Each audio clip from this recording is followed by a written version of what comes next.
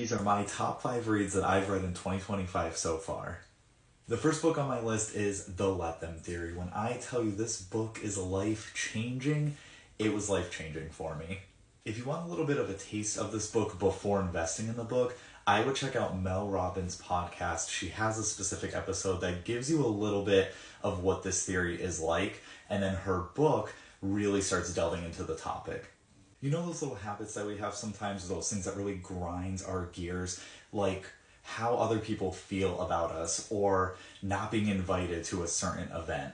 Those things used to really bother me, and ever since I've read this book, those things don't bother me anymore.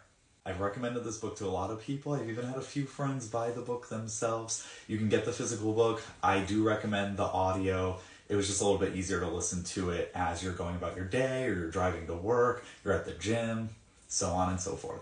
Next top book on my list is Onyx Storm, which is number 3 in the series. This beautiful book right here. So the first book was great. The second book was pretty good. This book, we start going back to the great, and I love it. I love truly getting lost in a story, and this one did it for me. I like having a few spicy scenes, but not too many. And I feel like this book, it just hit everything on the head that I was craving when it comes to a fantasy or a romantasy book. Another cool little device that Onyx Storm has is its predecessors. The focus is the main character, who is Violet. This one, we do touch on a couple other points of views, which I really, really enjoyed those aspects as well. The next book on my list is The Seven Husbands of Evelyn Hugo. I need to read more Taylor Jenkins Reid. That is a fact. We have our historical fiction. We have our queer representation. We have our Hollywood lifestyle and behind the scenes of that. I can't get enough of this book. This is one of those books I wish I could reread over and over and over again. This is one of those books where you think you know the twist. You think you got it figured out, and then they hit you. And it just, like, they hit you. They really hit you with the surprise and the shock and the anger and the pain and the hurt and just so many different emotions. I felt so many different emotions when I was reading this book.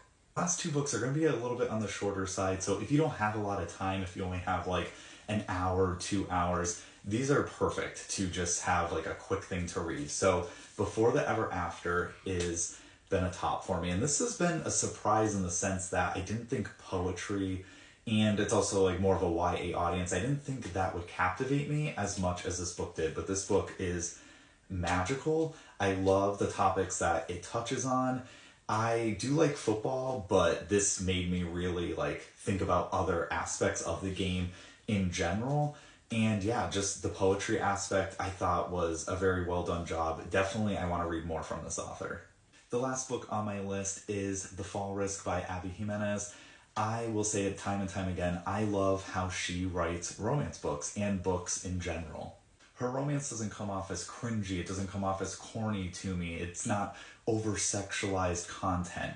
I feel like it's just a perfect range of everything, and it has genuine human connections. I love the humor that she sprinkles throughout it. I love that she enters a serious topic within her stories and that the general theme is baked in there.